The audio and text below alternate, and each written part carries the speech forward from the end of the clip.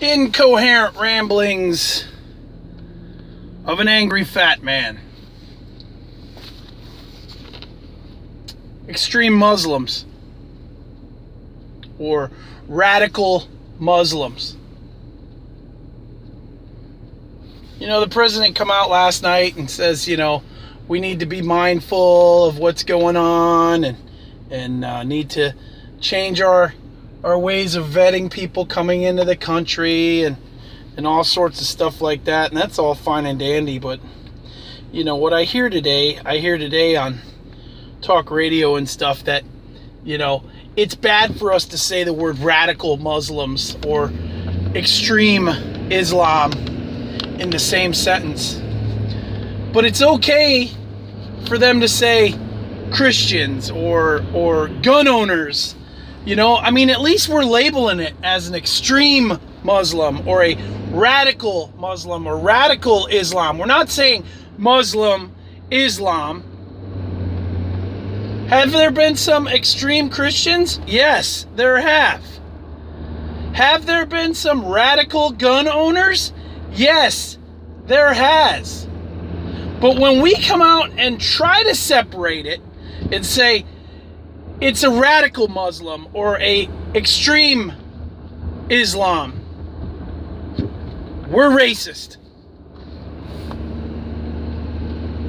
There were some neighbors in California, the people that shot up that place last week, that noticed some weird stuff going on. But they were afraid to talk about it because they didn't want to be labeled racist. They didn't want to be labeled extreme themselves because, you know, we all know what happened when that kid made that bomb clock, that the people accusing him are now being sued, the school board.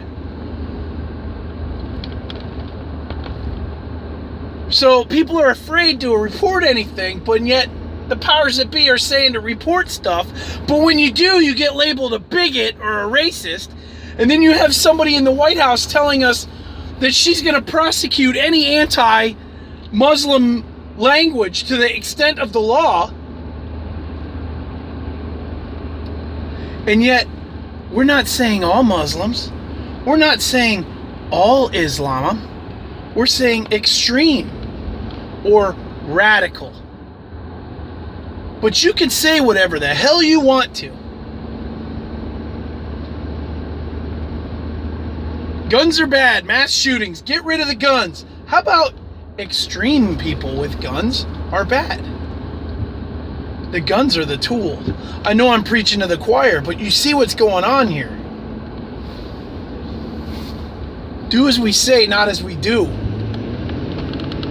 Don't call them extreme. Don't call them radical, because that'll get you in trouble.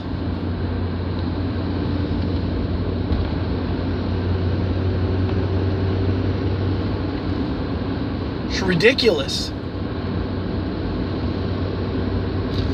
So we watched the stupid speech last night, reaffirming that Obama's got balls and he's going to take ISIS out, and he's working as hard as he can.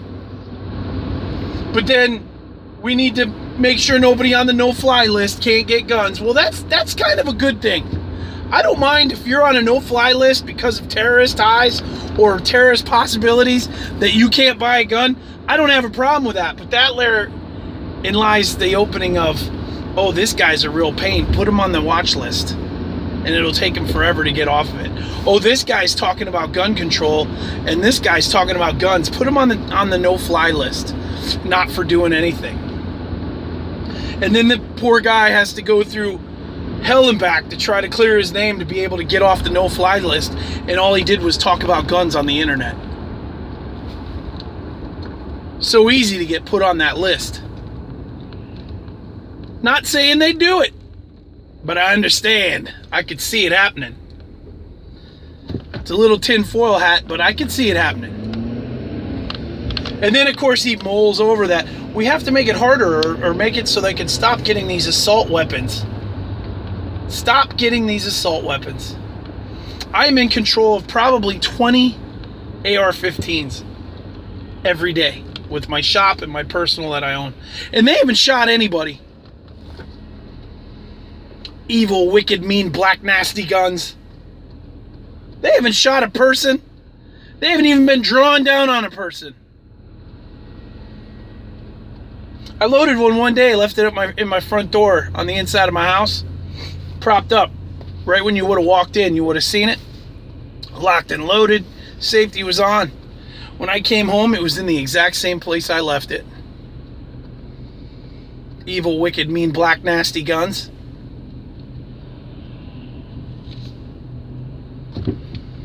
He told us a hell of a lot of nothing last night. And then he said, well, you know, we don't have any proof that the attack is linked to ISIS. Or, no, he doesn't say ISIS, ISIL.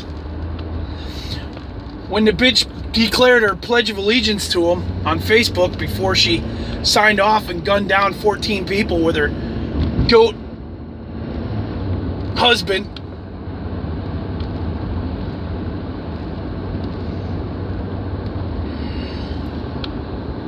After they dropped their 6-month-old baby off.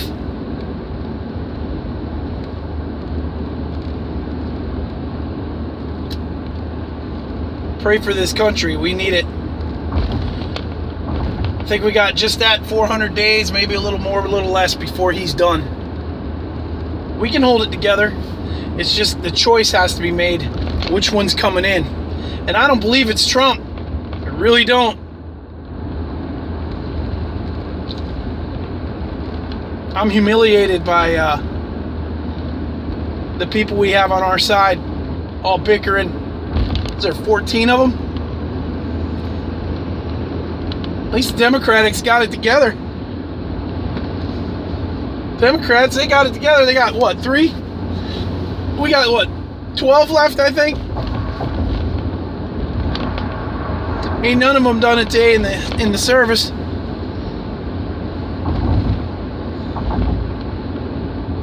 Some of them have some great ideas, but people discard them. But I'll tell you one thing, it ain't Trump.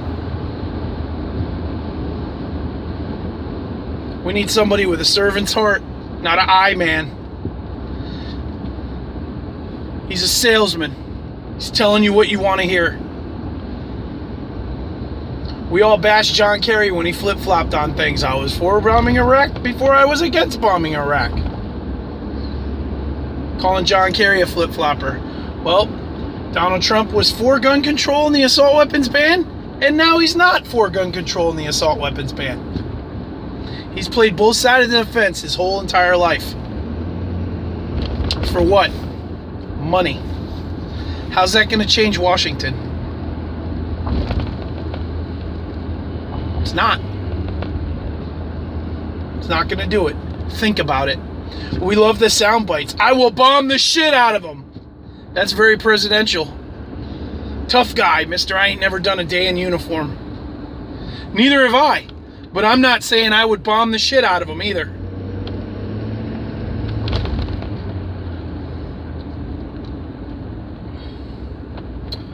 Pray for our country. We need it. God bless, long live the Republic, and keep your powder dry. Peace.